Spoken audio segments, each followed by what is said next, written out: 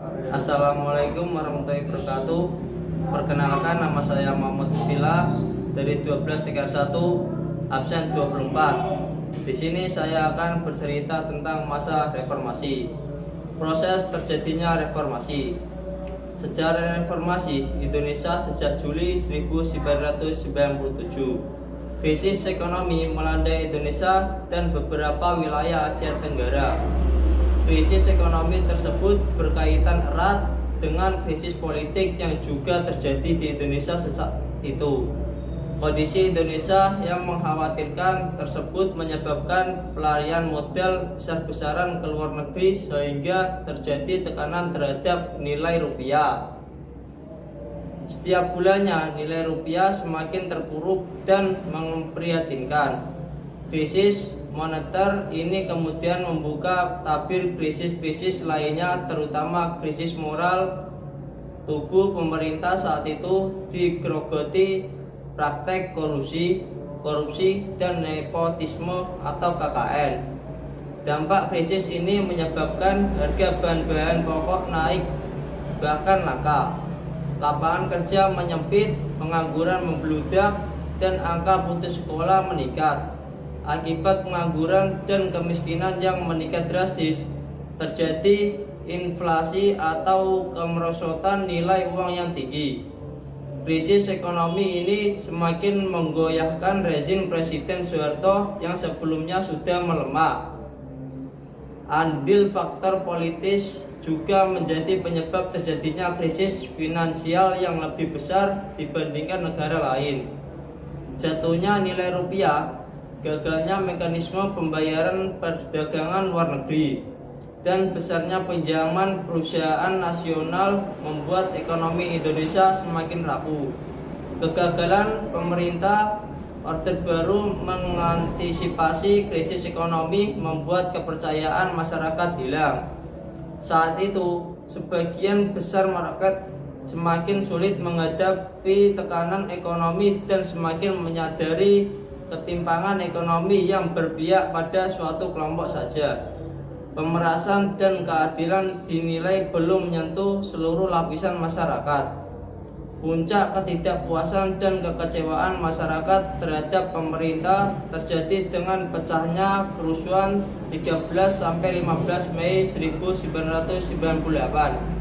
Faktor pendorong kericuan bukan hanya karena ekonomi, tapi juga ada faktor yang kepentingan di kelompok lain. Peristiwa Trisakti Malang Sekar Soeharto pada 4 Mei 1998. Sekelompok mahasiswa yang bergabung dalam HMI atau Himpunan Mahasiswa Islam Denpasar melakukan unjuk rasa menuntut reformasi.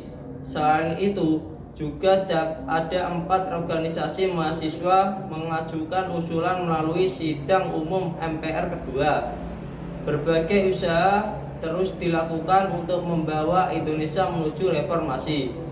Upaya-upaya diri diskusi antar guru besar hingga unjuk rasa, sampai akhirnya pada 12 Mei 1998 terjadi demonstrasi besar-besaran di depan Universitas Trisakti, Jakarta. Peristiwa ini memakan 6 korban jiwa dari kalangan mahasiswa akibat tembakan yang dilancarkan aparat keamanan. Peristiwa ini dikenal dengan nama tragedi Trisakti. Gugurnya 6 masa aksi tidak membuat semangat mahasiswa surut. Peristiwa tersebut justru menyulut demonstrasi yang lebih besar pada 13-14 Mei 1998. Di Jawa Tengah, mahasiswa menduduki kantor DPRD Jawa Tengah dan memaksa para wakil rakyat untuk turut dalam aksi keprihatin. Selain di Jawa Tengah, kerusuhan juga terjadi di wilayah Indonesia lainnya termasuk Jakarta. Puncaknya pada 18 Mei 1998, mahasiswa berhasil menduduki atap gedung DPR atau MPR RI di Senayan. Mahasiswa pun menuntut dilakukannya sidang istimewa. Di hari yang sama, Ketua MPR atau DPR RI Hamoko menyarankan Presiden untuk mengundurkan diri. Namun Presiden Soeharto saat itu masih belum mau mundur dari jabatannya. Berbagai usaha mahasiswa akhirnya membuahkan hasil pada 19 Mei 1998. Beberapa menteri kabinet Soeharto mengundurkan diri dari jabatannya.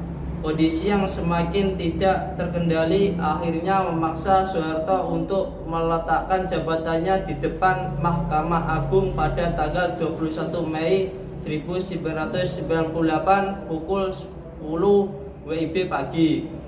Pada saat yang sama, Soeharto kemudian menunjuk wakilnya B.J. Habibie untuk menggantikan posisinya sebagai Presiden Republik Indonesia. Sekian cerita sejarah tentang masa reformasi dari saya. Wassalamualaikum warahmatullahi wabarakatuh.